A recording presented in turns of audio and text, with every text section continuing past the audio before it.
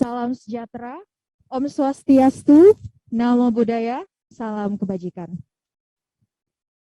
Yang terhormat, Komisaris Polisi, Dr. Soekardi M. Hum, CFCI CFRA. Yang kami hormati, Kepala Prodi Hubungan Internasional, Fakultas Ilmu Sosial Ilmu Politik, Universitas Nasional, Ibu Dr. Irma Indrayani, SIP MSI. Yang terhormat, dosen HI Universitas Nasional, selaku moderator pada seminar hari ini, Bapak Dr. Robi Nur Hadi MSI, serta para hadirin yang kami Zoom meeting, live streaming, serta hadirin yang hadir secara langsung di Aula Universitas Nasional. Hadirin yang terhormat, sebelum memulai acara pada hari ini, saya mengajak kita untuk berdoa menurut keyakinan agamanya masing-masing. Berdoa dimulai.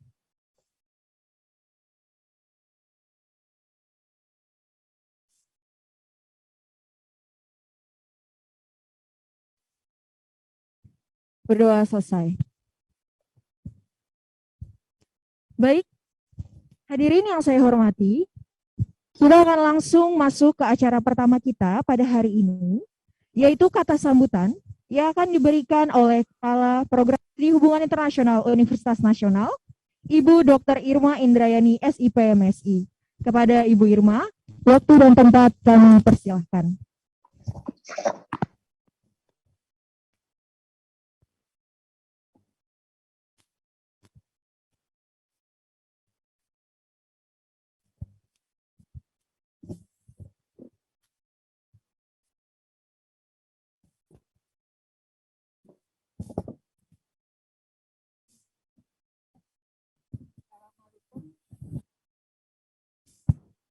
Assalamualaikum warahmatullahi wabarakatuh. Selamat datang kepada Bapak Kompol Dr. Soekardi, SH M. Hum, CFCL CFRA, kepada Bapak Dr. Robi Nur Hadi, kepada para tamu undangan, Bapak Ibu dosen yang bergabung melalui Zoom, dan Sivitas Akademika Universitas Nasional. Kali ini adalah webinar terakhir mengenai seri kejahatan transnasional.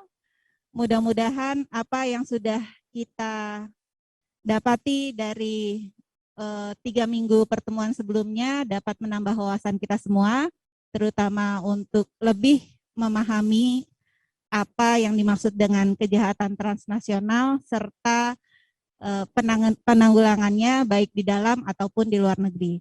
Dengan tidak memperpanjang waktu, saya ucap webinar wawasan kita semua.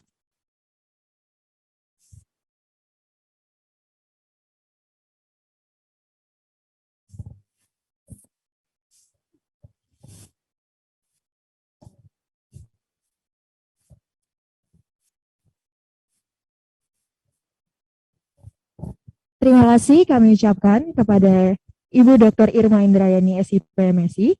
Baik, hadirin yang kami hormati, baik yang bergabung melalui Zoom meeting, live streaming maupun yang ada di Aula Universitas Nasional pada saat ini, kita akan masuk ke acara inti pada hari ini, yaitu Seminar Kejahatan Transnasional, Financial Crime Investigation, dan akan dipandu oleh Bapak Moderator, yaitu Bapak Dr. Robi Nur Hadi MSI. Kepada Bapak, waktu dan tempat kami persilahkan.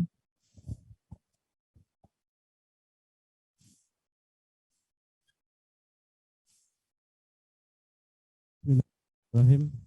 Assalamualaikum warahmatullahi wabarakatuh.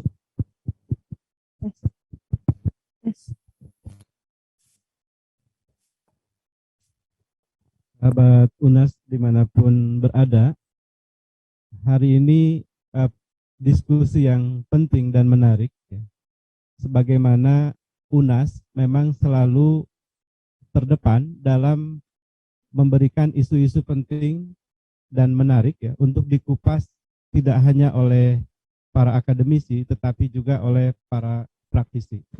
dan salah satu andalan mata kuliah di Hubungan Internasional FISIP UNAS adalah mata kuliah kejahatan transnasional. Sahabat UNAS semuanya, kejahatan transnasional ini merupakan konsekuensi dari menangnya mazhab realis dalam studi hubungan internasional. Orang tidak lagi melihat bahwa satu tindakan baik adalah satu hal yang hanya diapresiasi, tetapi juga memang pada akhirnya patut diberikan pencurigaan, ya.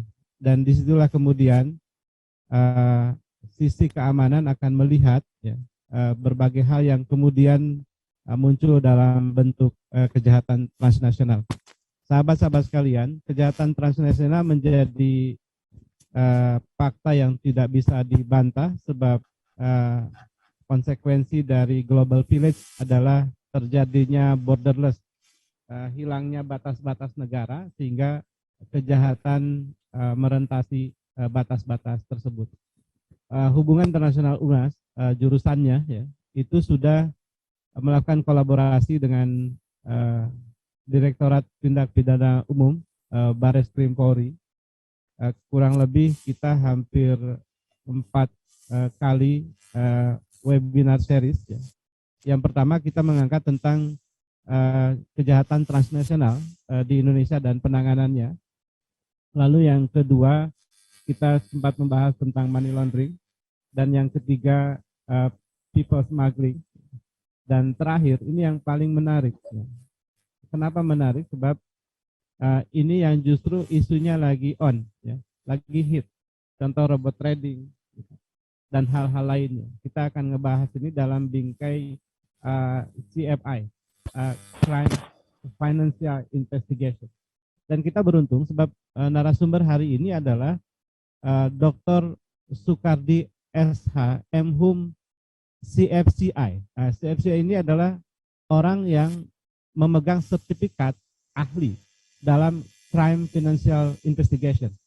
Tepuk tangan untuk Dr. Sukardi. Jarang-jarang memang yang punya sertifikat ini, ya, gitu. Sehingga kita beruntung kita punya narasumber yang memang memegang itu. Beliau juga memegang CFRA, ya. Seperti apa nanti kita akan lihat, ya. Oleh karena itu kita akan berikan waktu kurang lebih 60 menit kepada Dr. Sukardi untuk memaparkan materinya. Kepada beliau dipersilakan.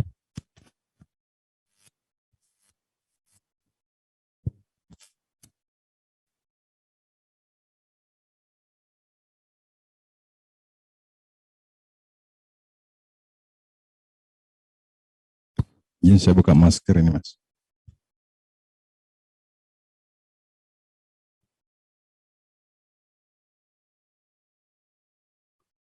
Bismillahirrahmanirrahim. Assalamualaikum warahmatullahi wabarakatuh. Salam sejahtera untuk kita sekalian. Om Swastiastu, Namo Buddhaya, salam kebajikan. Yang terhormat Ketua Program Hubungan Internasional, Ibu Dr. Irma Indrayani, MSI. Yang saya hormati moderator Bapak Dr. Ruth Nur Hadi, MSI. Yang saya hormati penyelenggara dan Bapak Ibu sekalian, dosen dan mahasiswa yang hadir baik offline maupun online.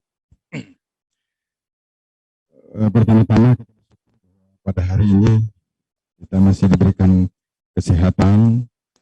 Saya juga menyampaikan selamat menjalankan ibadah puasa kepada saudara-saudari yang menjalankan hari ke-22 ini.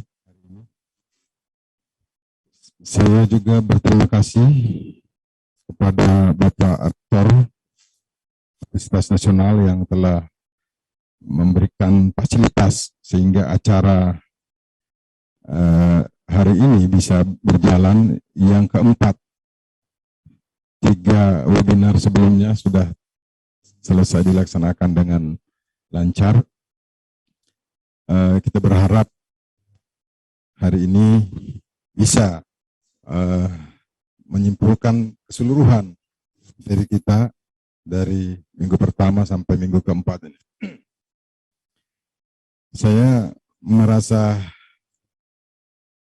jadi tamu, padahal saya tuan rumah sebenarnya di UNAS, karena saya juga dosen di Universitas Nasional, Fakultas Hukum, dan di Pasca, Magister Hukum. Sejak tahun 2016 saya mengajar di sini, jadi sudah kurang lebih 5-6 tahun saya jadi dosen di sini, dan bahkan sudah punya pangkat lektor di sini. Memang 2 tahun ini kita jarang ketemu sama mahasiswa karena online ya. Makanya mohon izin Ibu Kaprodi, saya mengundang mahasiswa saya wajibkan mereka hadir untuk kegiatan ini, baik offline maupun online, karena jarang sekali kita ketemu. Untuk melakukan Zoom meeting ini agak-agak sulit memang, karena di masa pandemi COVID ini juga, ya banyaklah alasan. Materinya bisa di share ya. Hari ini saya diminta oleh Pak Robi, moderator, untuk membawakan satu materi terkait dengan financial crime investigation. Saya berterima kasih kepada Robi karena sebelum Fakultas Hukum mengundang untuk memaparkan materi ini, visit terlebih dahulu rupanya. Ya, sebelumnya saya pernah diundang UGM, Magister Akuntansi yang mengundang untuk materi ini. Kemudian UII pernah, dan Universitas Hasanuddin Makassar pernah mengundang. Dan di Jakarta ini kayaknya baru visit ya, baru pertama ini. Financial crime investigation ini adalah satu metode yang hampir semua negara sudah menerapkan dalam menanggulangi financial crime, kejahatan-kejahatan keuangan. Dulu kita punya undang-undang tindak pidana ekonomi, tapi sudah tidak berlaku. Kemudian sekarang marak terjadi kejahatan korupsi, money laundering, ya, ada cryptocurrency, investasi bodong dan sebagainya, peer-to-peer lending, pinjol yang teman-teman banyak dengar.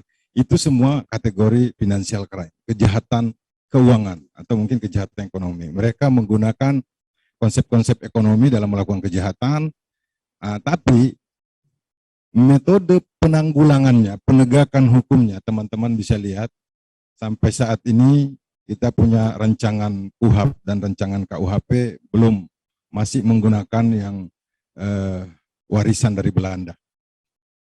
Jadi metode ini sebenarnya metode baru yang diterapkan di Belanda. Saya melakukan, kebetulan tadi disampaikan Pak Robi bahwa saya dapat sertifikat dari Akademi Kepolisian Belanda untuk jadi trainer untuk metode ini di Indonesia ya.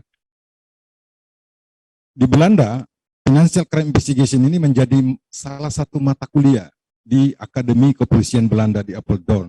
Ya, mereka belajar metode ini 4 tahun untuk bisa jadi financial crime investigator, ya, untuk menjadi penyidik untuk investigasi keuangan. Karena penyidik ini, investigator keuangan ini adalah harus kompetensi auditor forensik. Di samping hukum, dia juga memiliki kemampuan akuntansi ekonomi yang handal sehingga kejahatan-kejahatan ini bisa diaudit forensik. Nah, hampir semua negara menerapkan ini, kita di Indonesia belum. Kebetulan untuk materi dari Belanda ini, kami tim trainer itu melakukan pelatihan khusus untuk kepolisian sejak tahun 2011 sampai tahun 2006. 2006 ke sini nggak berlanjut. Baru berapa tahun itu kami melakukan pelatihan, tapi belum diterapkan. Apalagi di jaksa, penegak hukum lain, saya kira mungkin masih menjalankan sendiri-sendiri ya. Jadi belum diterapkan secara aktif. Tapi metode ini juga saya pernah terapkan dalam kasus, ya mungkin teman-teman kalau browsing di internet, kasus korupsi terbesar di Indonesia, maksudnya kerugian terbesar itu adalah, ada salah satu kasus kondensat bagi negara, itu kerugian negara 38 triliun. Ya. Kalau kita lihat kasus-kasus lain seperti EKTP dan sebagainya, Senturi hanya 6 triliun, kemudian EKTP 2,3 triliun, kemudian Asabri kemarin sampai 10 triliun, dan sebagainya. Ini 38 triliun. Tahun 2015 kami tangani, kebetulan kami menggunakan metode ini. Memangnya belum bisa kami terapkan karena infrastruktur hukum kita, politik hukum kita, buat perubahan sistem kita masih menggunakan konsep konvensional, KUHP-nya masih KUHP lama. KUHP-nya juga masih KUHP lama, tahun 1946. KUHP kita tahun 81. Nah, kenapa saya tertarik dengan metode ini? Karena metode ini dari Belanda. Hukum kita warisan dari Belanda. Tapi di Belanda cukup berkembang metodenya. Bahkan terakhir teman-teman biasa dengar bahwa di Belanda itu sampai penjaranya kosong. Artinya bahwa begitu efektif penegakan hukum di sana. Sampai penjaranya kosong. Kita dihadapkan dengan permasalahan over capacity, tahanan dan sebagainya. Ya sebenarnya banyak faktor, tapi saya melihat salah satu faktor yang bisa efektif digunakan oleh Belanda dalam penanganan financial crime ini adalah salah satunya adalah financial crime investigation ini. Metodenya adalah audit forensik kompleks yang nanti saya akan menggambar kemana perbandingan antara metode kita di Indonesia dengan metode yang di Belanda.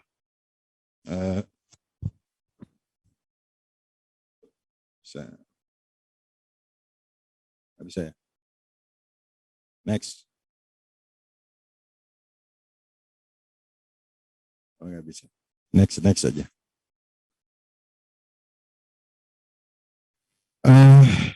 Slide-nya bisa ditampilkan nggak? Ya. Terus next. Nah ini perkenalan singkat sebenarnya. Saya sudah kirim sekalian dengan slide-nya.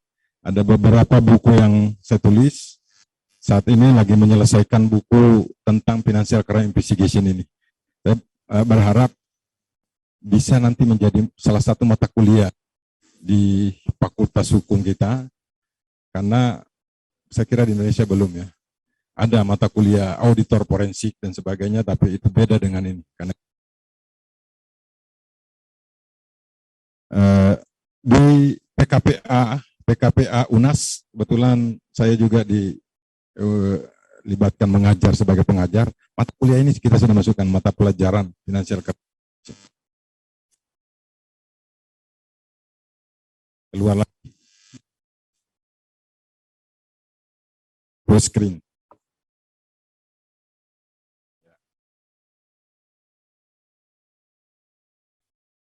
Nah, ini kenalan singkat ya.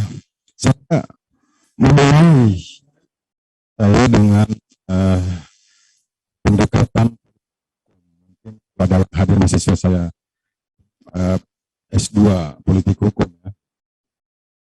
Hampir semua penelitian saya itu saya menggunakan pendekatan politik hukum karena memang jelas tahapan-tahapannya.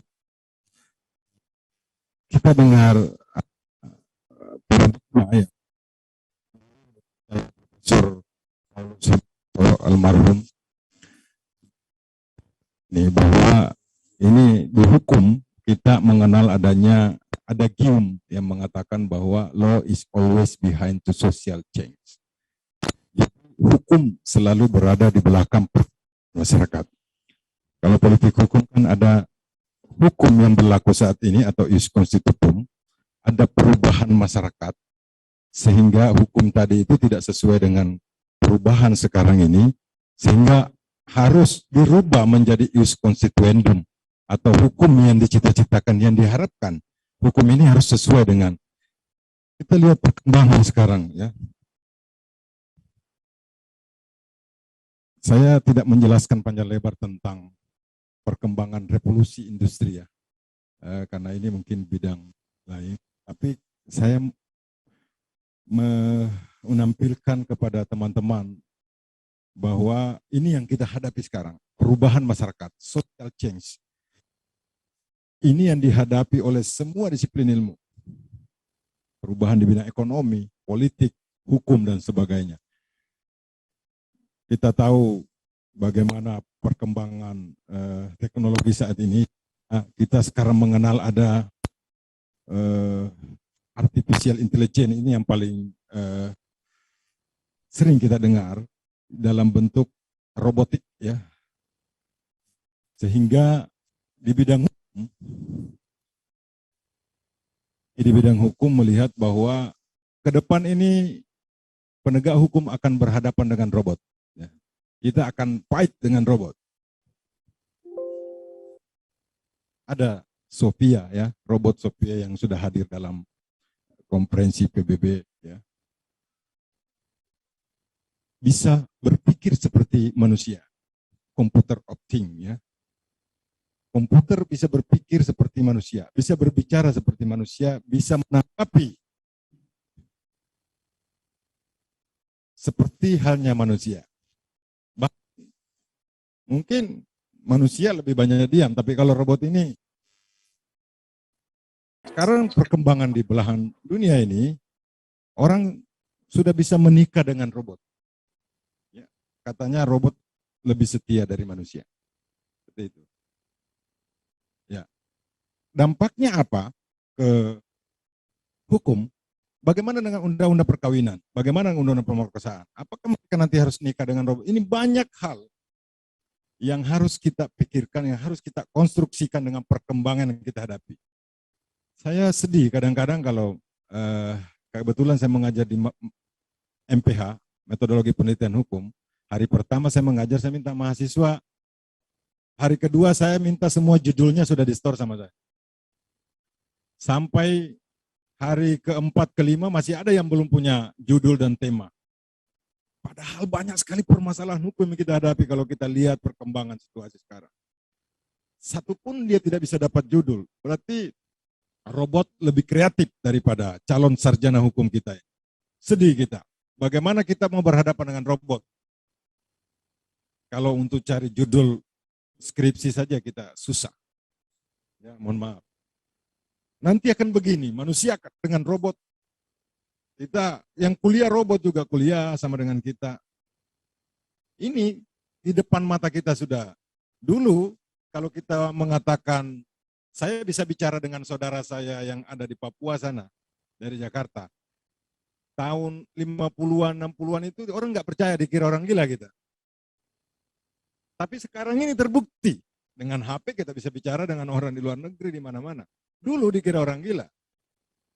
Ini perkembangan sangat cepat, meluas. Ya.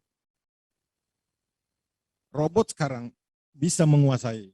Kita bisa nonton film-film robot ini mungkin sekarang kita anggap sebagai animasi. Tapi cepat atau lambat akan kita hadapi. Yang terjadi adalah disruption innovation. Di bidang hukum berkembang karena adanya teknologi misalnya. Ada cybercrime.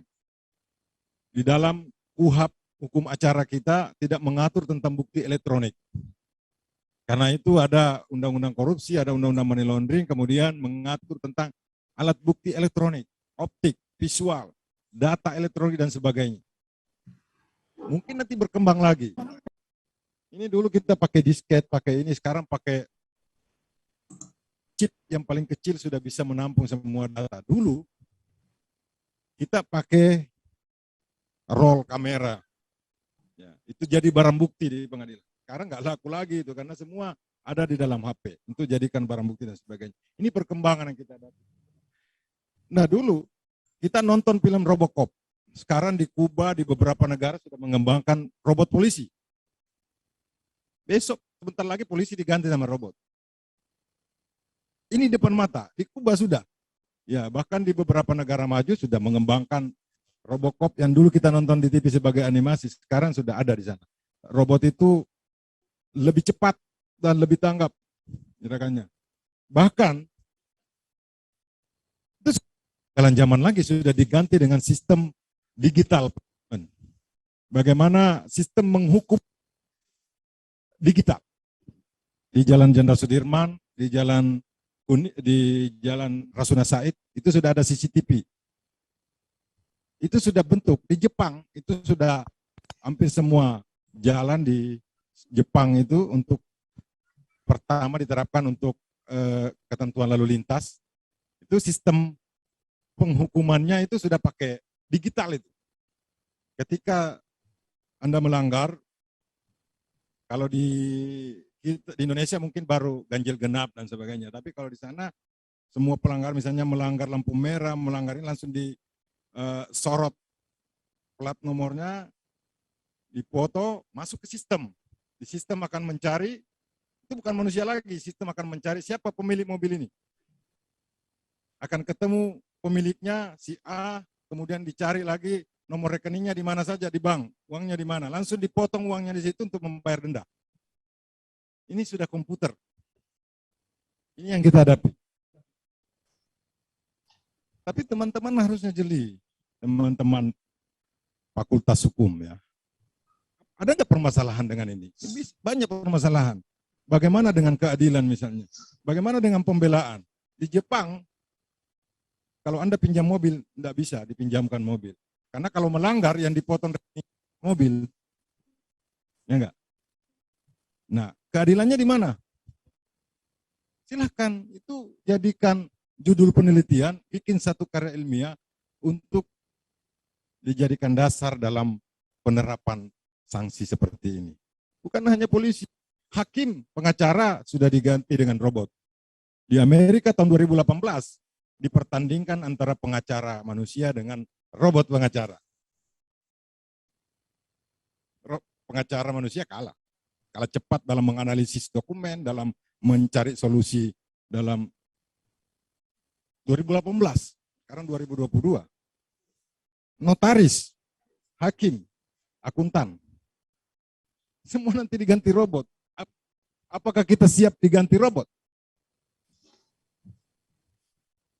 Tergantung dari teman-teman. Nah, perkembangan yang terjadi dengan adanya teknologi sebagainya di dunia kejahatan, kita lihat muncul berbagai kejahatan baru. Dulu kejahatan konvensional, orang mencuri pakai tangan, manjat rumah, buka, bongkar pintu dan sebagainya. Sekarang enggak. Duduk di belakang komputer, dulu masih pakai komputer, sekarang malah pakai HP. Orang pakai HP bisa curi isi rekeningnya, isi kartu kreditnya orang di negara manapun yang dia mau. Dengan aplikasi, dengan berbagai metode, berbagai alat teknologi.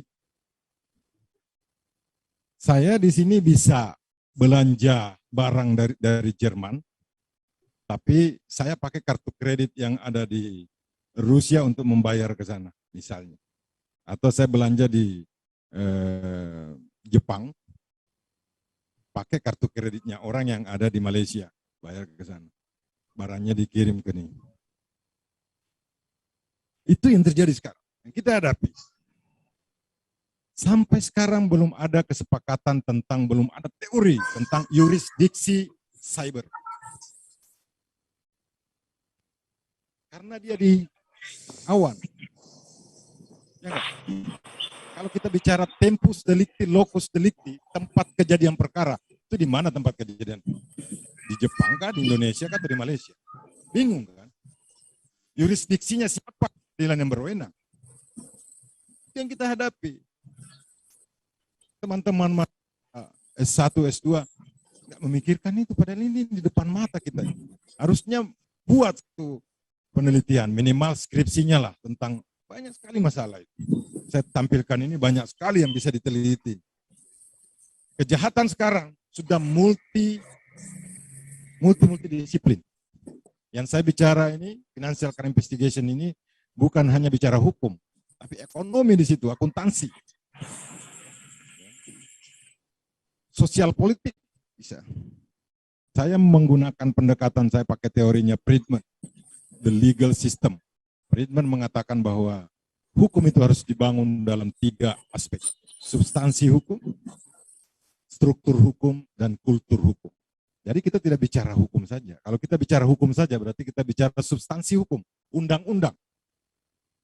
Kita bicara undang-undang. Dalam penegakan hukum pidana sekarang, KUHP kita masih yang tahun 46, Undang-Undang Nomor 1 tahun 46, belum diganti. Berarti belum diperbarui. Meskipun ada perubahan. Berarti itulah makna law is always behind the social change. Struktur hukum, penegak hukumnya bagaimana? Bagaimana metodenya? Bagaimana koordinasinya? Bagaimana sistem dalam struktur hukum itu? Banyak di situ.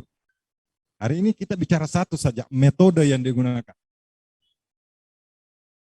Kultur hukum, berarti kita sosial politik, fisik. Kultur hukum itu bagaimana masyarakat saat ini patuh terhadap hukum, taat terhadap hukum, kesadaran hukum, the feeling law, itu masuk ke kultur hukum semua. Bagaimana? Teman-teman bisa kaji. Multidisiplin, multisistem. Indonesia, kita punya hukum pidana, kita punya hukum perdata. Kalau orang melakukan penipuan, diproses secara pidana, dilaporkan dengan pasal 378 KUHP. Maka secara konsep pidana, itu hanya ancamannya adalah penjara. Ketika dia terbukti melakukan penipuan, maka diponis penjara, ancamannya situ 2 tahun 4 bulan. Itu penjara. Kita berpikir bagaimana uangnya orang yang diambil itu dan ditipu. Dia diatur dalam KUH Perdata. Pasal 1365 KUH Perdata, ya, perbuatan melawan hukum. Barang siapa yang merugikan orang lain, maka dia wajib mengganti kerugian itu. Maka dia setelah vonis pidana harus digugat perdata lagi. Hukum kita begitu. Panjang birokrasinya. Sistemnya sudah dibagi. Pidana di sini, perdata di sini, hukum adat di sini, tata usaha negara di sini. Nah, financial crime investigation yang diterapkan di Belanda ini, metode menggabungkan antara perdata dan pidana.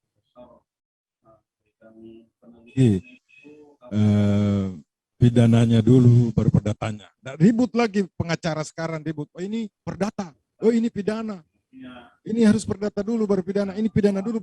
Kita masih sibuk berdebat dengan itu. Sementara orang di sana, di Belanda, di negara-negara maju, di Australia di GCLEC Semarang itu juga melatihkan financial crime investigation. Sama dengan metode ini. Cuma saya lebih tertarik di Belanda karena Belanda sistem hukum kita sama. Eropa kontinental dan hukum kita dari sana. Kalau Australia kan Anglo-Saxon. Common law, jadi beda sama kita punya. Jadi saya lebih tertarik meneliti di Belanda ini. Saya meneliti khusus itu. Jadi akhirnya kejahatan-kejahatan yang baru muncul sekarang, seolah kita akan kebakaran jenggot. Ya karena memang secara metode, secara infrastruktur hukum yang dijelaskan Friedman tadi itu kita belum siap. Metode ini saya coba terapkan di salah satu kasus dan itu berhasil. Sampai kerugian negara dihitung 38 triliun. Silakan nanti browsing di Google kasus kondensat bagian negara. Jadinya langsung. Kami sudah melaksanakan tugas. Itu adalah salah satu kasus sepanjang karier saya jadi penyidik. Kurang lebih 25 tahun saya jadi penyidik. Ini yang terbesar kayaknya, karena kerugiannya 38 triliun. Saya udah kontak. Belum ada kasus korupsi yang 38 triliun. Saya temui sepanjang tugas saya. Jadi saya pikir ini yang terbesar. Dan itu akan berjalan bertahun-tahun terus. Nah, Berkaitan dengan kesehatan, teknologi, informasi, terus kesehatan. satu persoalan ya, bahwa di Indonesia kita memisahkan antara penyelidikan dan penyidikan. Ini di mata kuliah saya, teman-teman yang belajar hukum acara pidana sama perkembangan acara pidana sama saya, ini saya masukkan bahkan di ujian saya tanyakan. Saya mengajak teman-teman yang berpikir. Dan materi Financial Crime Investigation ini di pertemuan terakhir saya berikan untuk semua. Saya bisa masuk ke perbandingan, masuk ke hukum acara, masuk ke politik hukum, semua. Karena ini multidisiplin. Saya sudah komunikasi sama teman. Ini saya kasih contoh satu. Kalau teman-teman lihat hukum acara pidana kita, di situ dibagi penyelidikan dan penyidikan. Banyak yang masih bertahan dengan itu, dengan konsep. Padahal RUU KUHP kita sudah menghilangkan konsep penyelidikan. Karena kalau teman-teman kaji lebih mendalam, teori dan konsep penyelidikan itu sejatinya adalah fungsi intelijen. Silahkan baca Undang-Undang Intelijen nomor 17 tahun 2011. Penyelidikan itu dilakukan intelijen. Karena metodenya adalah metode intelijen rahasia. Undercover, surveillance, ya, interogasi, tersamar semua itu. Bagaimana ceritanya kita berikan kewenangan itu kepada penyidik, penegakan hukum? Penegakan hukum itu harus terbuka dan harus berlegal. Karena itu baru-baru ini orang ribut masalah penyadapan, karena penyadapan itu adalah metode penyelidikan. Tidak bisa masuk jadi alat bukti di pengadilan. Hasil dari penyelidikan itu tidak bisa dijadikan alat bukti di pengadilan. Tidak bisa. Karena semua alat bukti yang jadi bukti di pengadilan harus diperoleh secara sah. Berarti harus prosedurnya sama sesuai dengan KUHP. Kalau kita mau menyita barang, harus izin pengadilan. Kalau tidak ada, dia tidak bisa jadi alat bukti pengadilan. Bagaimana caranya intelijen melakukan penyadapan, melakukan pembuntutan dengan izin pengadilan? Karena itu, produk-produk intelijen, termasuk penyelidikan itu tidak bisa jadi alat bukti pengadilan. Ini kita salah kaprah. Di luar negeri itu menyebutnya investigation. Saya yakin dia akan Investigation itu di dalamnya tidak ada batasan antara penyelidikan dan penyidikan. Karena itu sama. Dalam pengertian investigation itu ya penyelidikan ya penyidikan. Kita memisahkannya sehingga birokrasinya jadi panjang, biayanya jadi besar dan sebagainya. Selamat datang, Pak. Itu. Ini contoh satu. Nanti bisa menjadi dampak menghambat ya. Apa namanya istilahnya bisa dijadikan KUHP memisahkan dan sudah dihilangkan dalam konsep. Atau Tapi nanti diingatkan saya, Pak. untuk ini berdasarkan Financial Crime Investigation. Ini apa? Itu suatu metode investigasi untuk mengetahui aset-aset tersangka yang didapat dari kejahatan. Jadi orientasinya adalah hasil kejahatan. Bukan perbuatan melakukan kejahatan, itu bedanya sama metode kita. Untuk dikembalikan kepada negara dan korban. Bagaimana caranya memisahkan antara haknya korban dengan haknya negara? Maka menggunakan audit forensik untuk menghitung hasil dari kejahatan. Nah, ini kita bedakan dulu metode kita di Indonesia dengan di Financial Crime Investigation. Kalau kita ini hanya berorientasi follow the action, hanya membuktikan perbuatan, ya, mencari untuk menemukan adanya tindak pidana. Sudah ketemu, cari siapa pelakunya. Kalau sudah tahu, tangkap. Kemudian ajukan ke pengadilan, buktikan perbuatannya, hukum penjara. Kan itu hukum kita kan? Selesai. Maka orang tidak ada efek jerah. Saya punya pengalaman di Papua. Ya, ada orang yang setiap keluar penjara melakukan lagi kejahatan untuk masuk lagi. 2 kali, 3 kali begitu. Waktu itu kebetulan saya sudah ngajar di salah satu kampus di sana, Kota Sukum. Saya suruh mahasiswa saya, kamu teliti itu, bikin skripsi. Teliti dia. Jadikanlah skripsi, wawancara dan sebagainya. Lihat, ternyata karena standar penjara itu sudah standar HAM internasional. Harus ada TV, harus ada bersih, harus airnya bersih, dicek semua, makan 3 kali sehari, nonton TV, harus siapkan koran di situ. Itu standarnya. Harus siapkan kamar yang suami istri, kalau suaminya istrinya datang bisa melakukan hubungan suami istri di situ. Itu standar HAM. Orang ini tidak punya rumah, tidak punya pekerjaan di luar. 1 hari itu kadang-kadang tidak makan. Jadi dia lebih senang tinggal di penjara daripada di luar. Begitu. Ketika dia selesai menjalani hukuman, bikin masalah lagi supaya masuk, supaya bisa makan 3 kali gratis, bisa mandi 2 kali gratis, bisa nonton TV. Kalau di luar nggak punya rumah. Nah, ini bagaimana mau efek jera? Bagaimana mau mengurangi overcapacity penjara kita? Itu. Kalau di sana ada 3 tujuan dari financial crime investigation itu. Yaitu pertama, to prove the criminal fact. Dia juga membuktikan fakta-fakta tindak pidana. Harus dibuktikan bahwa itu ada tindak pidana. Yang kedua, investigation on criminal profit. Melakukan investigasi termasuk audit di dalamnya terhadap keuntungan hasil kejahatan. Ini yang paling penting. Jadi dia tidak hanya mencari kerugian akibat kejahatan. Kalau kita tahu di undang-undang korupsi itu merugikan keuangan negara. Maka yang dihitung berapa kerugian negara akibat korupsi. Kan itu kan? Padahal ada unsur kedua, merugikan perekonomian negara. Itu jarang kita dengar ya. Sebenarnya ini merugikan perekonomian negara itu termasuk kerugian imaterial. Kalau kerugian saja itu berarti material saja. Yang nyata kan? Kalau di sana menghitung semuanya. Dan yang ketiga adalah to prove the investigate before confiscation. To investigate before confiscation property. Jadi melakukan investigasi bahkan setelah vonis. Itulah bedanya kita di Indonesia. Penyitaan hanya dilakukan pada saat penyidikan. Setelah tahap 2 masuk pengadilan, nggak ada lagi kan, tinggal menjalani eksekusi. Kalau di sana tidak. Kalau terdakwanya divonis bersalah, mengembalikan kerugian negara, keuntungan hasil kejahatannya ada 1 miliar, kemudian disuruh membayar denda, dia tidak mampu membayar, dia hanya membayar 500. Kalau hukum kita, substansi hukum kita,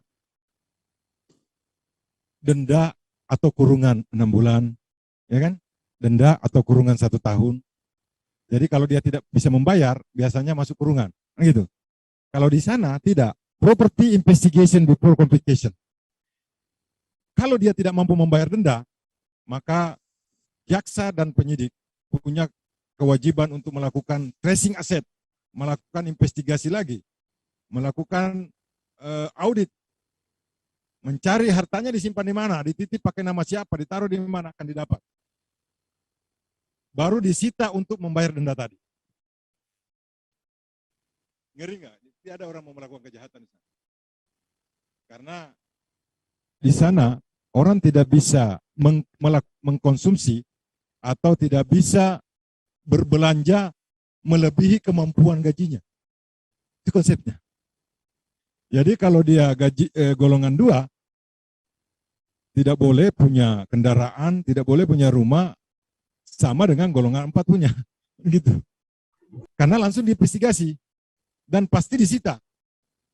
Itu konsepnya di sana. Kenapa? Karena di sana betul-betul money laundering itu diterapkan. Kenapa? Saya pernah mengatakan bahwa sebenarnya di Indonesia ini money laundering belum diterapkan secara komprehensif. Terutama pasal 69 yang mengatakan bahwa predikat crime itu tidak perlu dibuktikan. Ya enggak? Kalau kita di sini masih berdebat masalah predikat crime, tindak pidana asalnya, karena bunyi pasal 2-nya memang hasil dari kejahatan. Kita berkutat di situ.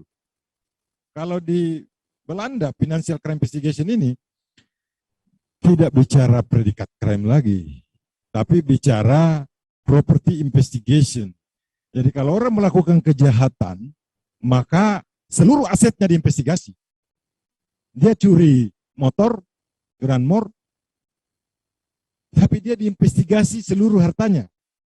Orang ini gajinya, kerjanya di mana sih? Gajinya berapa? Penghasilan resminya berapa? Nanti kita lebih lanjut sebenarnya ya. Ini perbedaannya. Gajinya berapa?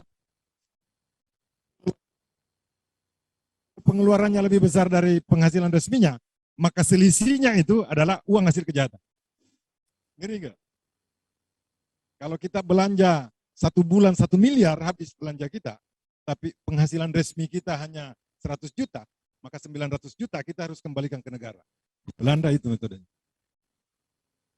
Maka orang tidak akan mau melakukan kejahatan, karena tidak bisa diganti dengan penjara, tidak bisa diganti dengan kurungan. Kalau misalnya tidak mampu bayar, harta tidak cukup, maka bisa hukuman keluar bekerja untuk membayar utang kepada negara. Ada efek jerahnya. Karena itu di sana penjara kosong, itu salah satu faktor. Saya bilang. Karena orang akan takut. Saya kalau melakukan kejahatan, saya harus bayar ke negara. Kalau saya tidak mampu bayar, bekerja untuk bayar utang kepada negara. Ngeri enggak? Itu. Kalau kita di sini kan enggak. Nah ini. Karena itu di sana tidak membedakan antara perdata. Pencurian tadi ini disita semua hartanya. Yang tidak sah. Kalau dia misalnya gajinya sekian, dihitung 1 tahun ini gajinya 1 miliar, itu tidak disita. Tapi yang tidak bisa dipertanggungjawabkan itu akan disita semua. Berapa milik korban, berapa yang kembali ke negara. Selesai. Menghitungnya pakai audit forensik. Nah, itu bedanya. Sistem koordinasi.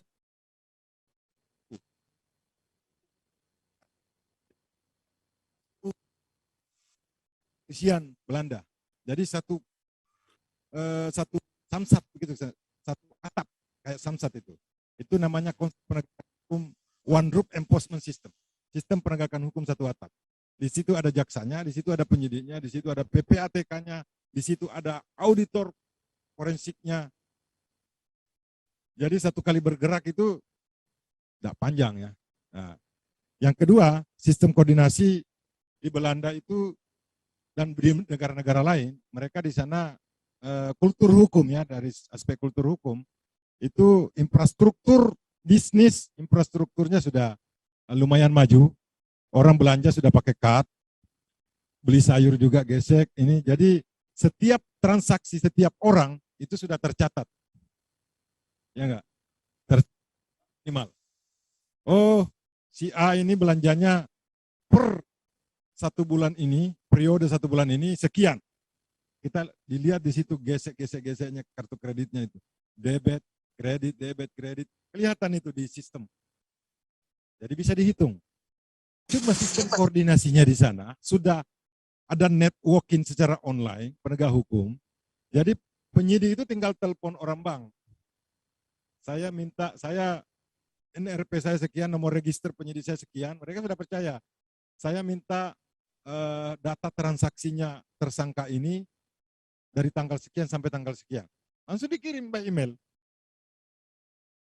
Kalau kita harus bikin permohonan ke BI dulu, ya kan?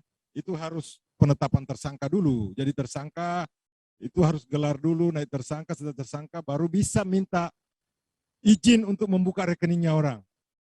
Itu pun dilihat. Kalau tindak pidananya ancamannya di bawah 5 tahun, bank tidak akan mau kasih. Ya, itu birokrasi. Sistem koordinasi kita belum punya. Itu salah satu kendala kita. Maka itu dari hasil penelitian saya menggunakan pendekatan the legal system menurut Friedman. Saya mengkaji substansi hukum yang harus dirubah untuk metode ini struktur hukumnya bagaimana dan kultur hukumnya harus bagaimana supaya ini bisa diterapkan di Indonesia. Kalau ini bisa diterapkan, saya yakin perkembangan kejahatan ini bisa kita hadapi kok. Tidak ada yang susah. Buktinya di sana perkembangan teknologi lebih maju dari kita, tapi kejahatan juga menurun. Itu kalau saya melihatnya metode penegakan hukumnya itu luar biasa. Sehingga memang orang akan takut dengan sendirinya. Tidak perlu ditakut-takuti orang melakukan kejahatan, tapi dengan melihat itu, orang takut melakukan kejahatan, dengan sendirinya penjara kosong. Kalau kita kan masih sibuk dengan over capacity, sibuk dengan berdebat dengan pasal 69, money laundering di sana, itu tidak ada peringkat crime. Cukup menghitung tadi itu hartanya per periode, tersangka ini penghasilannya berapa, pengeluarannya berapa. Nah ini pakai ini metodenya. Penghitungannya, hartanya penjahat itu. Ini metodenya di Belanda ini. Dipelajari 4 tahun ini di Akademi Kepolisian Belanda.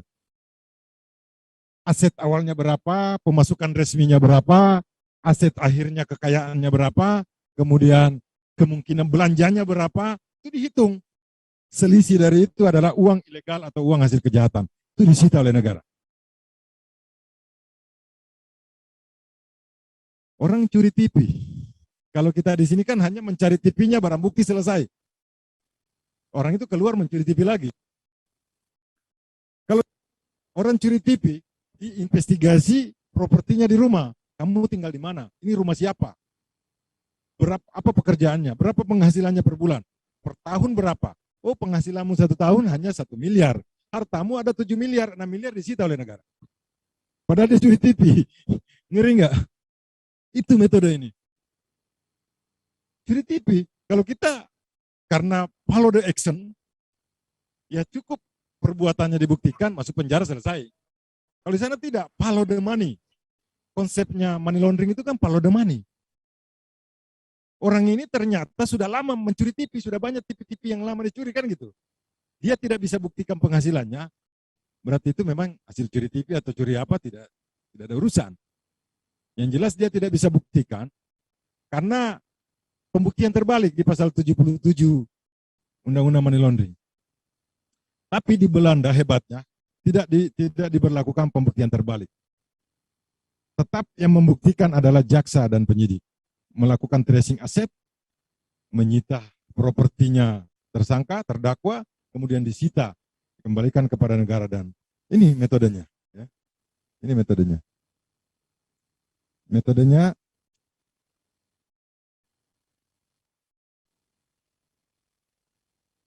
ada case survey, ada bank survey. Jadi di tracing melalui perbankan, di tracing juga melalui case-nya, belanjanya dan sebagainya. Ya. Next. Ya.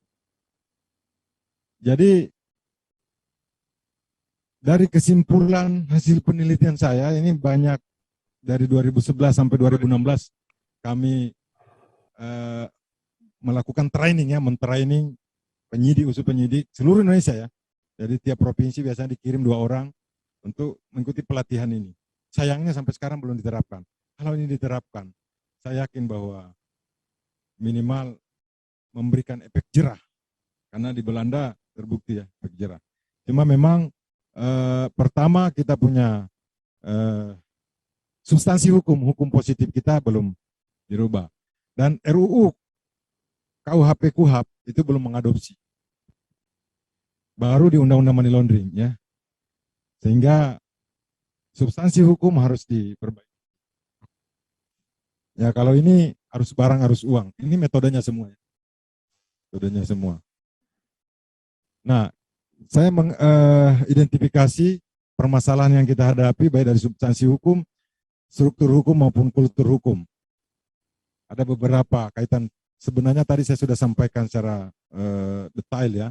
Substansi, struktur itu mengenai metode dalam hukum acara kita. Kemudian koordinasinya kita masih sibuk dengan bolak-balik berkas perkara dan sebagainya, itu menunjukkan bahwa sistem koordinasi belum efektif.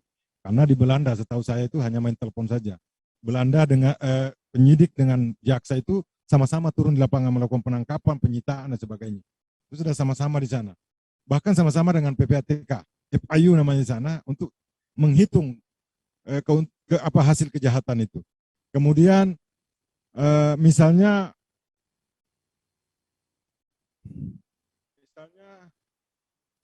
kita punya big data, kita belum punya big data tentang kejahatan. Ini banyak sekali instansi yang terkait dengan proses penegakan hukum. Misalnya contoh travel. Untuk melakukan investigasi terhadap satu orang tersangka, di Belanda itu kita harus mengetahui dalam 1 tahun ini dia berapa kali melakukan piknik. Dia berapa kali umroh ke luar negeri. Untuk mengetahui data itu, di sana hanya menelpon travel-travel yang ada itu. Mereka punya asosiasi, saya minta data si A. Dikirim tuh. Tanggal sekian dia beli tiket Jakarta, Kuala Lumpur, Jakarta pulang, tanggal sekian berapa biayanya, ada semua. Jadi bisa menghitung belanjanya. Itu baru travel. Maskapai penerbangan. Telepon, saya minta berapa kali beli pulsa selama. Kalau kita sekarang bagaimana menghitung? Kita minta ke Telkomsel harus pakai surat, birokrasinya panjang dan sebagainya. Kalau di sana telepon. Saya nemu register penyidik saya ini, mereka sudah connect di sana. Karena namanya networking coordination law enforcement di sana itu sudah baku. Jadi mereka tinggal telepon, bang saya minta rekening koran si A, nanti kirim by email. Jadi cepat penegakan hukum di sana itu. Tidak perlu menunggu 20 hari ditahan dulu.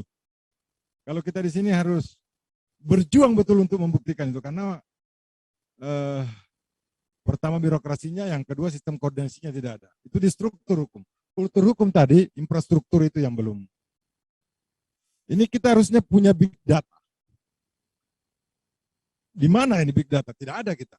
Untuk mengetahui orang residivis saja susah. Dia melakukan kejahatan di Aceh, terus dia ke Papua, ditangkap di Papua melakukan kejahatan lagi. Di Papua nggak tahu kalau pernah melakukan di sana, karena kita nggak punya data, nggak punya sistem data yang online yang bisa kita akses dalam penegakan hukum. Ini kendala yang kita hadapi. Padahal teknologi sekarang canggih, udah semakin canggih. Harusnya kita punya sistem big data, sehingga seperti di Belanda, tinggal minta, tolong dong data ini, data travelnya, data transaksinya, data teleponnya dari provider, dari Telkomsel, dari mana-mana kita bisa minta by telepon. Nah, itu tinggal dihitung oleh auditor forensik. Dihitung berapa penghasilan resminya dengan metode tadi, selesai. Ini yang kita hadapi dalam penegakan hukum sampai saat ini. Karena kita belum punya KUHP baru dan belum punya KUHP baru. Kalau ini restoratif justice, ini harus tersendiri nanti penjelasannya.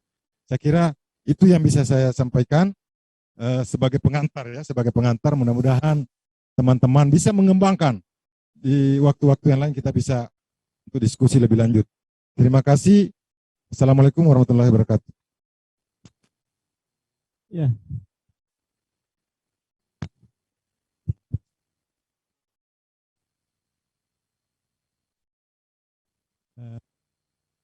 Paparannya, itulah bedanya.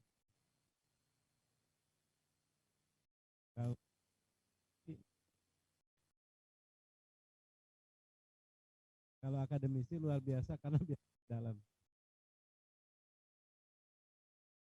Apa kata kunci yang kita lengkap kaitan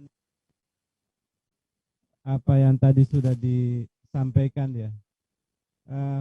Pertama, perkembangan teknologi itu membuat terjadi kejahatan yang eskalatif. Jadi kejahatan itu cepat bermetamorfosis, cepat bertransformasi. Tadi dipaparkan ya.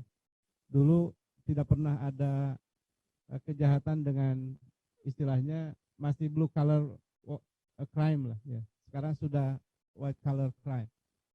Yang kedua, kita realitanya berhadapan dengan sistem hukum yang berbeda ya, antara Anglo-Saxon dengan common law ya.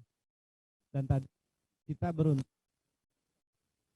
dengan Belanda ya, yang ternyata kata kuncinya memadukan pidana dengan perdata. Kita dipisah dulu. Ini kan sudahlah aturan mainnya sendiri, prosesnya sendiri ya. Sehingga memang di kita proses hukum itu seringkali antara yang diproses dengan yang memproses itu keburu jenggotan kumisan dulu, baru dipenjara gitu ya, saking lama ya. Ya ini kemudian menjadi satu hal-hal yang menarik ya. Supaya lebih menarik, kita akan berikan ruang untuk diskusi ya. Diskusi hari ini luar biasa diikuti oleh hampir lebih dari 70 orang di online, dan yang ada di dalam kurang lebih berapa ini? Hampir 20 ya. Memang selalu menarik ya. Baik, kita akan beri ruang mungkin untuk yang di dalam dulu, nanti yang di online bisa berikan pertanyaan dulu di chat room, nanti saya akan berikan kesempatan ya untuk bicara. Mungkin kita mulai dari yang onsite, silakan. Ya, 1. Baik, silakan 2 ya. 3. Wah, di dalam 3 nanti saya tetap menunggu yang online ya. Baik, silakan disebutkan nama dan pertanyaannya bisa dijelaskan tapi jangan terlalu kepanjangan. Silakan.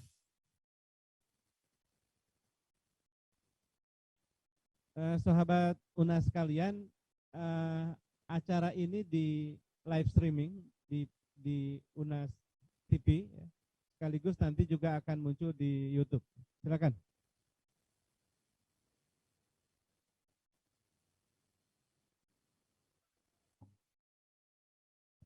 Cek.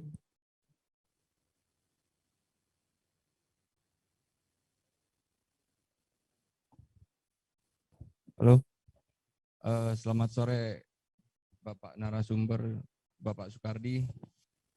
Rizky Akbar dari Fakultas Hukum Universitas Nasional. Sejauh yang saya telaah dari pembicaraan Bapak tadi, sebagai narasumber tadi, banyak perbandingan-perbandingan yang Bapak bicarakan antara Indonesia dengan Belanda. Lalu langkah apa yang sampai saat ini belum terjadi ataupun terhenti? Karena yang saya lihat dengan Bapak, dengan Belanda itu sangat bagus, tapi implementasinya untuk Indonesia itu enggak ada. Yang Bapak bilang hanya saja terkendala KUHP kita, KUHP yang lama. Itu bagaimana Pak ya untuk langkah selanjutnya? Karena saya lihat Bapak asik membandingkan Belanda dengan Indonesia itu sangat bagus, tapi di Indonesia belum bisa diterapkan tuh kenapa gitu Pak? Terima kasih Pak.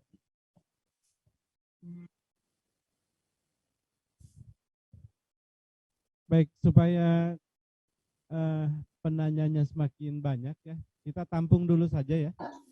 Baik, kita akan coba habiskan dari yang di dalam. Silakan yang kedua.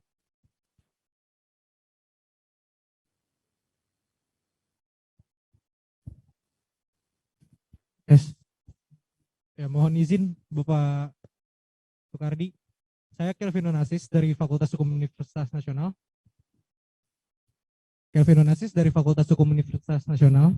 Saya ingin bertanya Pak, terkait kejahatan internet yang berkaitan dengan finansial juga, terkait cryptocurrency.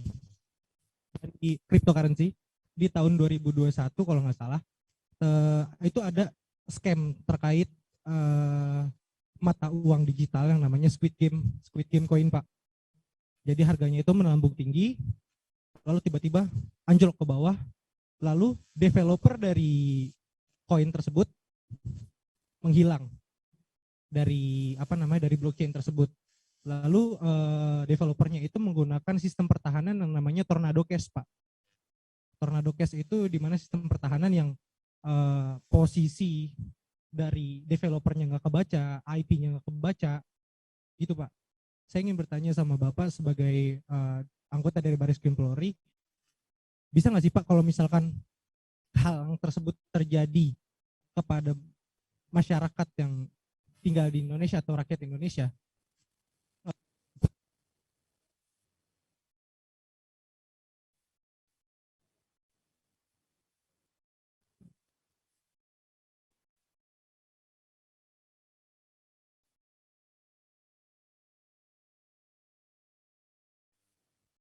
Baik, terima kasih pertanyaannya. Di yang di online ini ada 68 orang. Kalau misalnya tidak sempat untuk menanyakan di chat room, bisa raise hand saja. Nanti saya akan berikan kesempatan. Lanjut yang ketiga, silakan. Terima kasih Pak atas Pak Supardi Alwasyab dari Fakultas Hukum 2019. Ingin bertanya dari apa yang Bapak sampaikan itu sebenarnya itu kan masalah operasi yang Bapak sebutkan tadi, selamanya proses dan kurangnya koordinasi dari satu pihak ke pihak lain.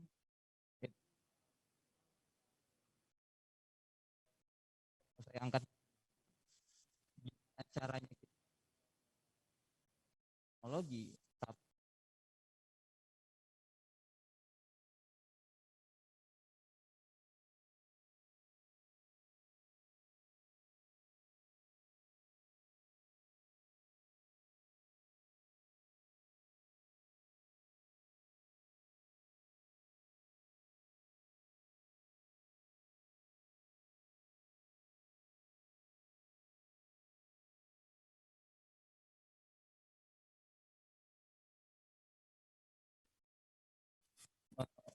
Masih masalah selanjutnya yang ke atasnya Pak. Menurut Bapak apa yang bisa Bapak sampaikan sebagai masukan untuk saya yang akhirnya membuka pikiran saya begitu Pak. Terima kasih. Baik, terima kasih. Kita langsung dengarkan jawabannya. Terima kasih tiga penanya tadi. Meskipun agak kurang jelas tadi karena, tapi saya bisa tangkap ehonya mungkin, Mas. Ehonya dikurangi. Yang pertama, Mas Reski Akbar ya, menanyakan tentang perbandingan antara metode Belanda dan Indonesia ini, bagaimana seharusnya ke depan, itu ya. Seharusnya ke depan kita ini menanggapi. Ketika saya belajar Financial Crime Investigation ini, saya sampaikan kepada Mr. Hari yang waktu itu dosennya dari Akpol Belanda. Ada beberapa orang dari Belanda itu sampaikan bahwa metode Anda ini untuk diterapkan di Indonesia mungkin 20 tahun ke depan. Saya sampaikan. 20 tahun ke depan baru bisa, karena infrastruktur hukum, bisnis, infrastruktur kehidupan Indonesia itu masih jauh tertinggal di sana. Karena dulu Anda yang menjajah kami, saya bilang begitu. Anda yang menjajah kami sehingga kami tertinggal. Dia sudah kita merdeka 4 tahun 45 itu kan mereka dari dulu sudah ya bisa aja. Karena di sana itu memang sistem transaksi bisnisnya itu sudah pakai kartu semua, nggak boleh bawa uang cash. Jadi setiap orang punya catatan transaksi. Penegakan hukum memang mudah. Tapi paling tidak begini, di Indonesia konsepnya dulu kita ambil. Konsep dari metode ini. Misalnya, tadi saya sampaikan itu, di Undang-Undang Money Laundering itu sudah ada pasal 69 bahwa predikat crime tidak perlu dibuktikan terlebih dahulu. Tapi dalam prakteknya implementasinya itu kadang-kala tidak mematuhi ketentuan itu. Kadang-kala misalnya kalau tidak dibuktikan predikat crime-nya dulu ini tidak bisa ditangani. Misalnya kalau ditangani, jaksa misalnya tidak mau terima. Buktikan dulu ini. IP 19, buktikan dulu, akhirnya kan terhambat. Padahal di metode ini konsepnya itu Seperti itu nggak ada predikat crime. Karena bicara money laundering, pencucian uang hasil kejahatan, itu adalah simetris dengan keuntungan hasil kejahatan. Jadi material dan imaterial harus dihitung. Sudah ada sebenarnya di dalam undang-undang money laundering, di undang-undang korupsi. Di undang-undang korupsi sudah ada. Merugikan keuangan negara atau perekonomian negara. Saya tanya teman-teman mahasiswa, coba penelitian. Berapa banyak kasus putusan dari Tipikor KPK maupun Tipikor Barreskrim yang diponis merugikan perekonomian negara? Coba cari. Silakan nanti penelitian. Nanti ketemu saya, berapa banyak kasus diponis karena merugikan perekonomian negara? Kalau merugikan keuangan negara, saya kira hampir semua. Tapi yang merugikan perekonomian negara. Seingat saya ada satu kasus tahun 85 di Makassar. Bisa buka browsing, itu ada kasus Tony Gosal di Pelabuhan Makassar. Itu putusannya sampai Mahkamah Agung, itu diponis karena merugikan perekonomian negara. Baru satu itu yang saya dapat. Silakan teman-teman nanti penelitian. Nah ini maksud saya kenapa enggak diterapkan pada ini unsurnya ada. Kenapa kita harus pusing dengan keuangan negara saja? Kenapa tidak dihitung perekonomian negara? Menghitung merugikan perekonomian negara itu metodenya ini. Belanda itu pakai ini, itu menghitung. Jadi kejahatan itu bukan hanya kerugian orang akibat kejahatan, tapi keuntungannya dia akibat melakukan kejahatan. Beda kan? Kalau dia mencuri TV, maka kerugiannya orang hanya TV dong. Tapi kalau keuntungannya dia selama ini melakukan kejahatan, bukan hanya TV, kemarin curi mobil, kemarin curi motor, itu disita semua. Nah, itu maksudnya. Minimal konsepnya dulu dilaksanakan. Saya sampaikan tadi bahwa tahun 2015 saya pernah terapkan metode ini. Sehingga kasus yang kami tangani itu bisa mencapai kerugian negara 38 triliun. Tadinya itu dihitung hanya sekitar 2 triliun. Karena kita hanya bicara kerugian. Tapi karena pakai metode ini kami hitung semua keuntungan hasil kejahatan dan sebagainya sampai 38 triliun. Dan itu sudah ponis. Itu ada. Nah, sekarang pilihan kepada kita. Makanya teman-teman mahasiswa silakan tulis, bikin skripsi, ajukan ke legislatif, buat aturan biar metode ini bisa diterapkan seperti itu. Itu mungkin. Tapi minimal konsepnya dulu. Ya, teman-teman mahasiswa lah punya tugas untuk memberikan sosialisasi pencerahan kepada masyarakat, mungkin melalui KKN, kuliah kerja nyata dan sebagainya, atau penyuluhan hukum, silahkan untuk itu. Yang kedua, cryptocurrency. Sebenarnya kejahatan cryptocurrency ini di kita seolah-olah kejahatan baru, tapi kalau di luar itu sudah lama ini ya. Skema Ponzi, MLM, ya, peer-to-peer lending sekarang online ini mirip-mirip semua. Bahkan saya sudah pernah ikut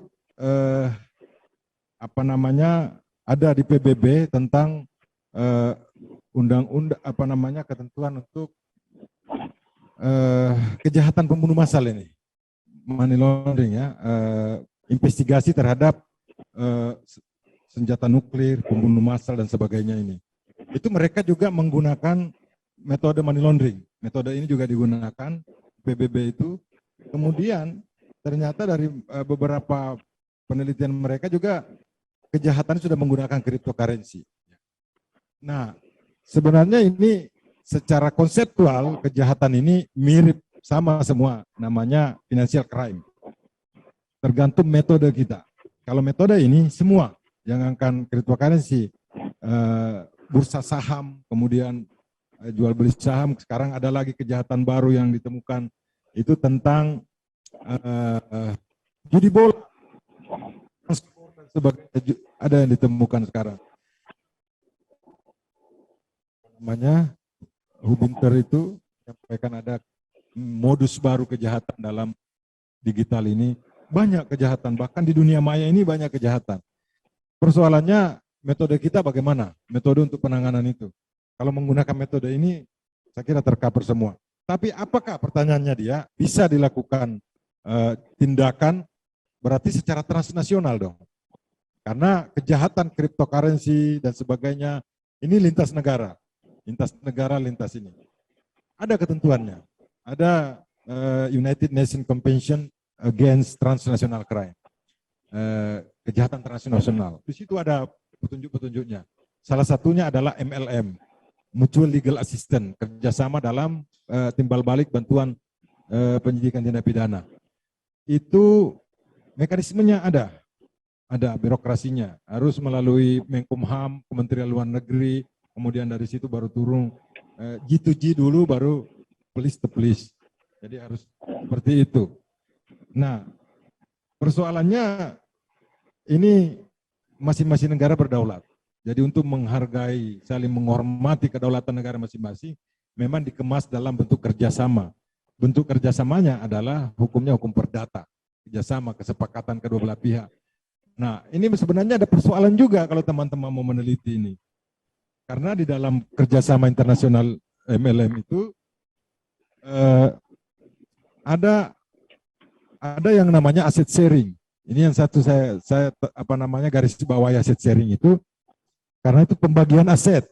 Ketika kerjasama kejahatan, misalnya uang kejahatan dibawa lari ke luar negeri, ketika kita melakukan kerjasama dengan negara itu untuk mengambil uang, menyita uang yang tadi dibawa lari ke sana, itu tidak dengan mudah kita ambil semua uang itu, tidak bisa.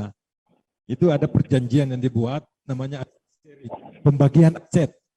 Harus diberikan keuntungan kepada bank itu.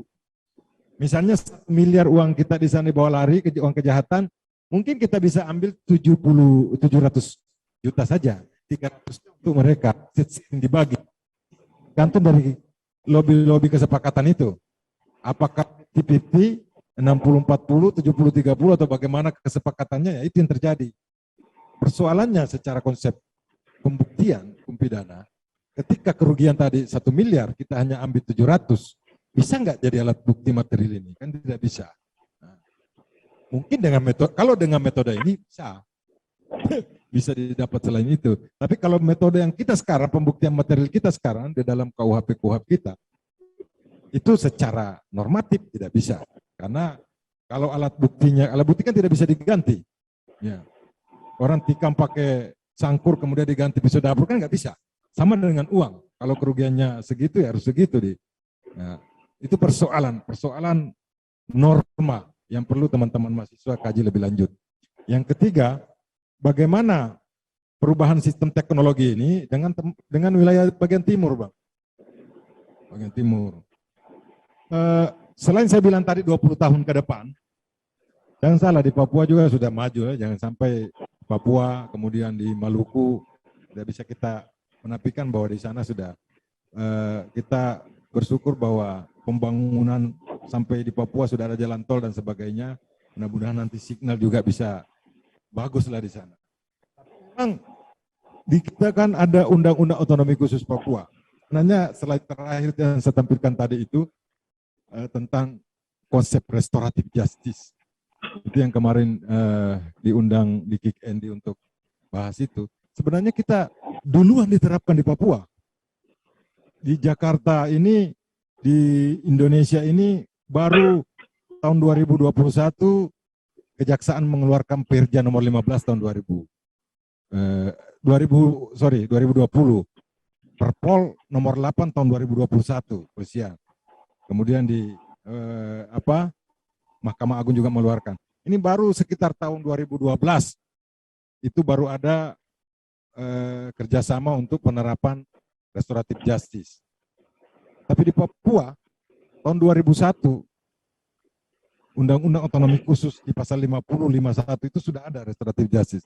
Peradilan adat pidana Papua berlaku. Kalau di Aceh, Otonomi Khusus Aceh, itu di sana juga ada sistem peradilan syariat Islam, konon itu di Aceh. Jadi saya kira tidak mengganggu. Jadi kalau memang kita mengadopsi konsep teknologi penegakan sistem teknologi penegakan hukum ini, tidak bisa disamaratakan di seluruh Indonesia, akan disesuaikan. terbukti bahwa kita ada otonomi khusus di beberapa daerah, termasuk di Jogja. Jogja daerah khusus istimewa ya, daerah istimewa Yogyakarta. Tentu tidak bisa sama juga dengan yang lain. Itu ada perlakuan khusus istimewa Aceh, Jogja dan Papua. Dan itu setahu saya sejak 2001 di sana hukum adat pidana sudah berlaku. Dan itulah konsep restoratif justice sebenarnya itu yang diterapkan di Papua itu. Mungkin itu yang bisa saya jawab, Pak. Baik, kita beri aplaus dulu untuk Bang Sukardi. Pak Dr. Sukardi, ini ada pertanyaan dari online ya, dari Pak Dri Darmanto. Ya, beliau bertanya masa pasca hukum ya. Bagaimana cara penanganan kejahatan berbasis online yang banyak terjadi di Indonesia sekarang? Ya, sebenarnya sudah terjawab ya. Untuk perkara cybercrime itu memang harus penanganannya harus melalui teknologi juga. Kita harus menggunakan teknologi juga, teknologi cyber. Makanya sekarang ada Direktorat Cybercrime. Jadi kalau kejahatan-kejahatan lewat Facebook, lewat medsos dan sebagainya di dunia maya, karena itu lokusnya tidak jelas, lokus deliktinya, di mana tempatnya itu di dunia maya, mengawan-awan tidak ada. Kita sulit untuk menentukan misalnya pengadilan mana. Kalau kita bicara lokus delikti, tempat kejadian perkara, itu kita bicara kompetensi mengadili. Pengadilan mana yang berwenang mengadili. Tapi kalau di dunia maya sulit untuk menentukan itu. Karena itu memang harus ditangani secara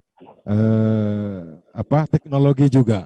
Kita punya cybercrime, kita punya laboratorium forensik, punya alat-alat untuk melakukan verifikasi, melakukan investigasi terhadap alat-alat elektronik. Cuman metodenya, saya kembali lagi ke metode. Saya hari ini bicara tentang financial crime investigation, itu kita bicara metode investigasi. Ya, metode itu berarti ada konsepnya, ada sudut pandang di situ untuk menerapkan satu metode. Nah, kalau menggunakan metode konvensional seperti sekarang, memang kita terkendala karena kejahatan teknologi cybercrime itu sangat maju. Ya banyak jenisnya, ada cybercrime itu banyak jenisnya. Tadi kita jelaskan ada, sekarang kita bicara pinjol saja orang bingung sekarang kan, ini perdata atau pidana? Ya, pinjam meminjam itu diatur dalam KUH Perdata, itu perdata.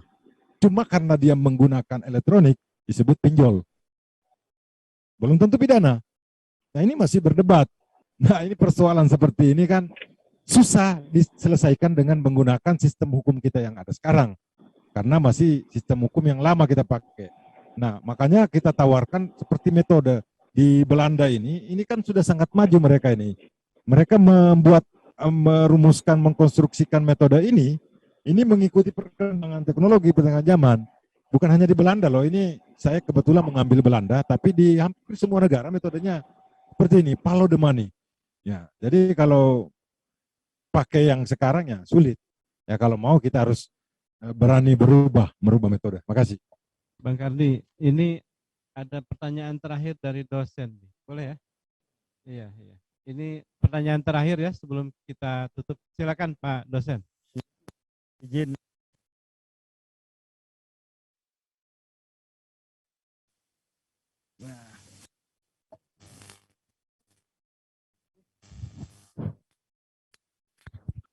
Tes 1 2 3. Izin Sukardi.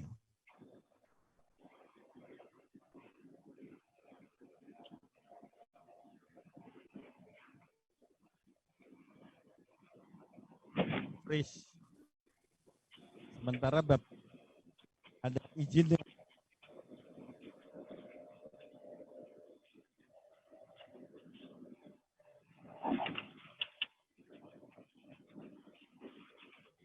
atau memang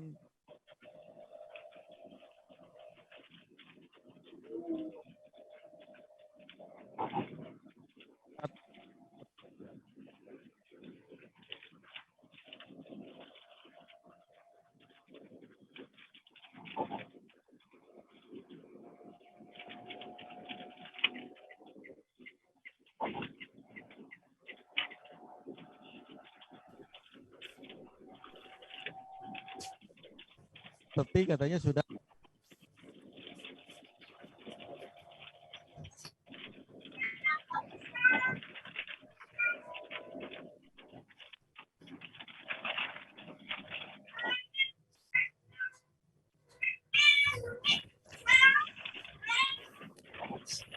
Terima kasih Pak Igan. Pak Ian, robot trading ini sebenarnya bukan kasus baru ya. Saya waktu masih tugas di Makassar itu sudah banyak.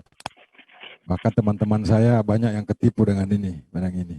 Ini hanya istilah robot trading, tapi sama aja sebenarnya investasi bodong, ya saham bodong dan sebagainya. Ini sama aja modusnya. Persoalannya pertama bahwa memang kita belum sepakat ini pidana atau perdata. Itu secara konseptual saya tidak tahu perguruan tinggi hukum ini apa sudah mengkaji ini atau bagaimana kajiannya, tapi setahu saya pernah menangani ini di Mabes Polri, Pak. Perusahaannya di Indonesia punya perwakilan di luar salah satu negara, korbannya 2.700 orang di sana semua. Investasi bodong. Robot trading nih, pakai MT4. Dia kan sistemnya pakai MT4 itu. Gimana menangani itu? Kompleks memang, Pak. Pertama, bahwa tadi kita belum sepakat ini pidana atau perdata. Sama dengan pinjol tadi. Kalau kita lihat konsep hukum kita, itu perdata, Pak. Pinjam meminjam, sewa menyewa, utang piutang itu perdata. Kalau misalnya saya mau pinjam uang, terus dikasih bunga 50% dan saya sepakat, apakah itu salah? Secara hukum tidak. Karena saya sepakat, karena konsepnya sepakat. Asasnya pacta sunt servanda. Ketika sepakat, maka itu berlaku undang-undang bagi saya. Tapi penilaian dari OJK, penilaian dari ini tidak bisa karena standar bunga kita sekian. Ya kalau pidana. Tapi secara perdata, ketika sepakat, itu bukan kejahatan. Ini masalah, Pak.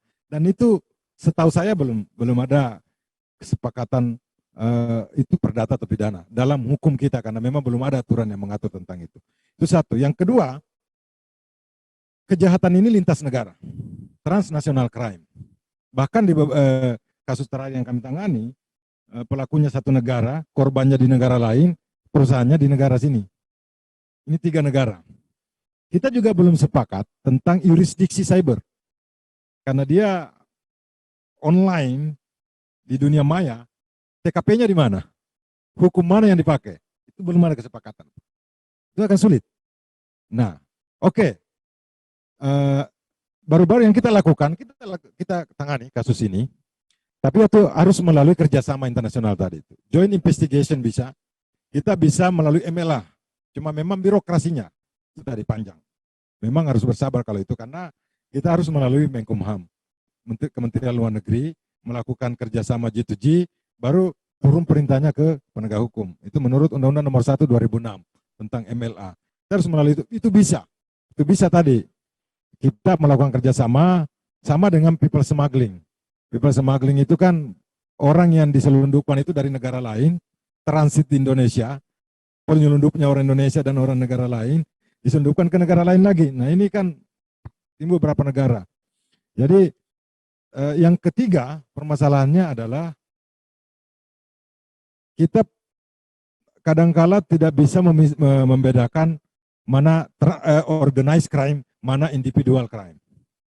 Karena konsep responsibility-nya berbeda. Kalau kejahatan individual seperti mencuri, penipuan biasa, itu pertanggungjawaban sendiri.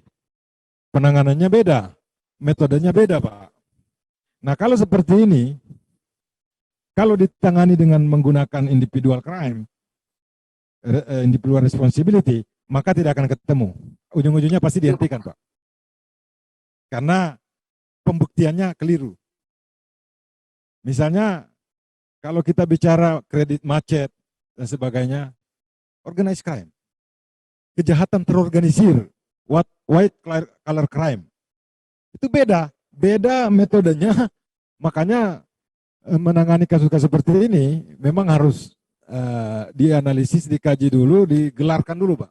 Tidak bisa ada beberapa pihak yang datang melapor misalnya di Barreskrim itu harus digelarkan dulu, digelarkan sama pelapornya, saksi-saksinya. Ini kasusnya bagaimana sebenarnya konstruksinya. Jadi tidak bisa langsung melaporkan, karena jangan sampai langsung melaporkan, melapornya per orang, tindak pidana individual. Ternyata itu perusahaan yang melakukan, kejahatan perusahaan, beda, Pak. Nah, ini yang saya belum lihat SOP yang baku tentang ini, sehingga sebenarnya metode yang saya bicarakan hari ini semuanya masuk. Ini yang digunakan di Belanda, Pak, untuk kasus-kasus seperti ini kan sejak tahun 2000-an ini sudah banyak ini di dunia ini. Emas, trading emas dan sebagainya, batu bara, nikel, banyak. Kita investasi. Yang mana?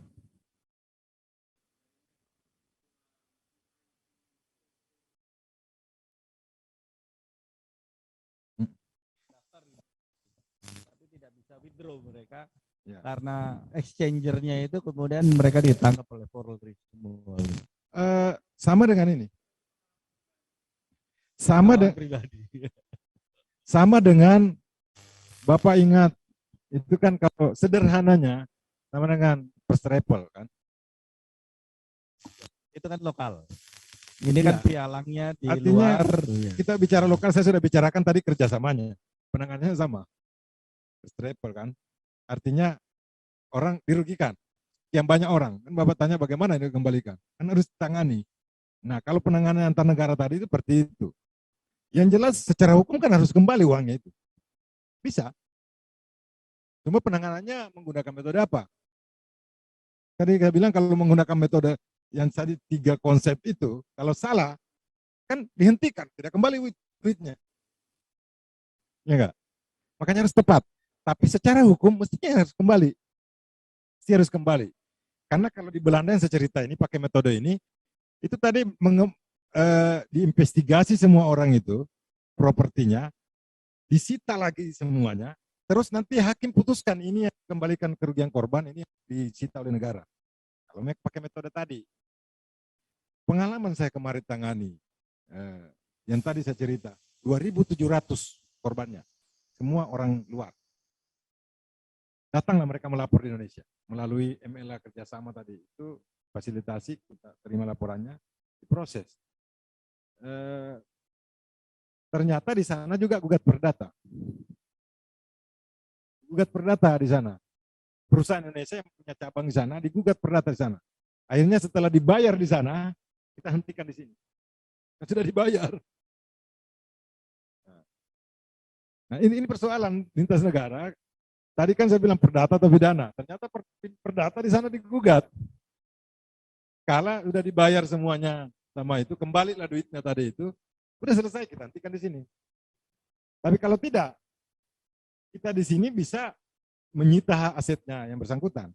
Persoalannya kita di sini yang tadi saya jelaskan di awal, kita hanya pembuktian material saja, membuktikan bahwa dia melakukan penipuan, masuk penjara 2 tahun selesai kan? Itulah hukum kita. Kalau di Belanda tidak. Kalau dia tidak punya harta lagi, dia akan menjalani hukuman, selesai itu bekerja untuk membayar itu utang. Persoalan hukum. Jadi kalau secara pidana Pak ditangani, memang hanya ancaman penjara, penipuan, penggelapan, tindak pidana harta benda itu kan kalau pidana ancaman hukumannya hanya penjara, mungkin denda hanya Rp2.500. Enggak. Jadi kalau dia di penjara, selesai urusan pidana Pak. Ini secara hukum ini. Dia harus digugat perdata lagi. Digugat perdata lagi. 1365 BW. Digugat perdata, berdasarkan putusan pidana harus digugat untuk mengembalikan kerugian saya. Itulah hukum kita, Bang. Nah, metode ini tadi saya tawarkan ini di Belanda itu tidak memisahkan itu, menggabung antara pidana dan perdata. Pertama, birokrasinya pendek, cepat, dan sangat efektif. Mungkin seperti itu, Pak. Tapi itu secara hukum mesti kembali, Bang. Apakah lewat perdata maupun pidana. Terima kasih. Baik, kita beri aplaus untuk Dr. Soekardi. Sahabat-sahabat sekalian, diskusinya menarik ya. Ada yang tidak terbahas. Jadi pada saat bicara lokusnya di dunia maya, lalu apa solusinya? Ini solusi imajiner saja ya. Jadi kalau ada kejahatan dunia maya, maka kita kirim polisi dunia maya. Lalu kita buat persidangan dunia maya dan kita beri sanksi dunia maya. Mudah-mudahan. Ya, tentu sahabat-sahabat sekalian, ini satu diskusi pemancing ya untuk kita nanti melahirkan diskusi-diskusi berikutnya. Sekali lagi kita sangat berterima kasih kepada para narasumber, wabil khusus tentu Dr. Soekardi pada hari ini yang telah memberi banyak ruang untuk kita melihat cakrawala lain ya dalam persoalan yang tentu terkait dengan persoalan hukum dan kejahatan-kejahatan terbaru. Dan tentu ini juga karena merentasi batas negara, maka ini sangat bermanfaat bagi para mahasiswa HI, UNAS, dan sobat-sobat UNAS dimanapun berada. Yang juga ikut live streaming di TV UNAS dan teman-teman yang ada di online yang masih setia. Kita beri aplaus untuk kita semua. Dari saya cukup sekian. Assalamualaikum warahmatullahi wabarakatuh. Saya kembalikan ke MC. Baik, terima kasih kepada pemateri Bapak Dr. Soekardi, SHM Hum, CFCI, CFRA, serta Bapak Dr. Robi Nur Hadi, MSI, selaku moderator pada seminar kejahatan transnasional hari ini. Hadirin sekalian, kita sudah mendapatkan materi yang sangat penting ya, menunjang pembelajaran baik mahasiswa hukum maupun mahasiswa hubungan internasional sendiri yang juga mempelajari transnational crime. Acara selanjutnya, sebagai bentuk apresiasi, kami mengundang kepada Kepala Program Studi Hubungan Internasional Universitas Nasional, Ibu Dr. Irma Indrayani, SIPMSI, untuk memberikan cendera mata kepada Bapak Dr. Soekardi selaku pembicara hari ini. Dilanjutkan dengan sesi foto bersama. Dipersilakan kepada Bapak Dr. Soekardi serta Ibu Irma.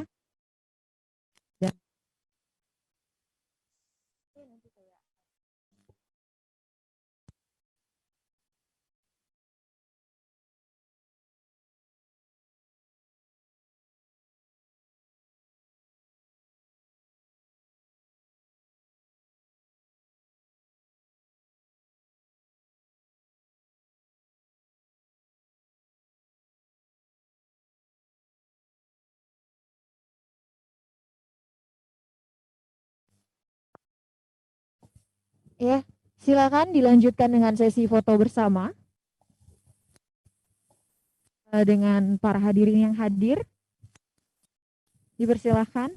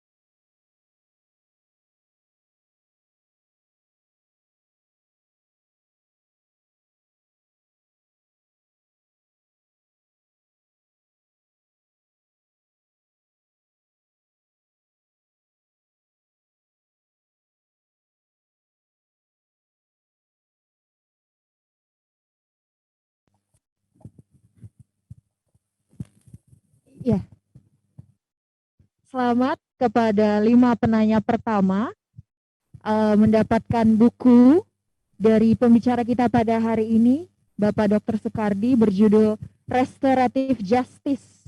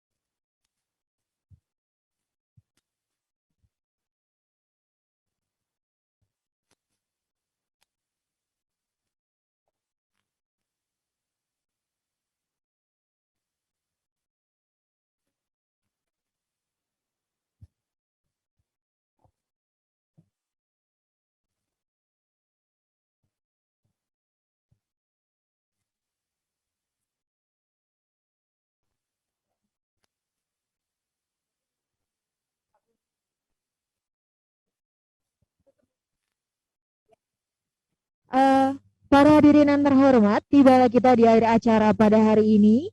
Terima kasih sekali lagi kami ucapkan kepada Bapak Dr. Soekardi, SH, MSI, CFCI, CFRA, selaku pembicara yang telah memberikan materi tentang Financial Crime Investigation, serta hadirin sekalian yang telah berpartisipasi baik melalui Zoom meeting maupun yang telah hadir di Aula UNAS pada saat ini. Kiranya kegiatan yang telah dilaksanakan dapat memberikan manfaat dalam setiap aspek kehidupan kita selanjutnya. Saya Viola Jawaila selaku Master of Ceremony pada seminar kejahatan transnasional kali ini. Memohon maaf apabila terdapat kesalahan dalam tutur kata serta perilaku. Demikian acara pada hari ini saya tutup. Assalamualaikum warahmatullahi wabarakatuh.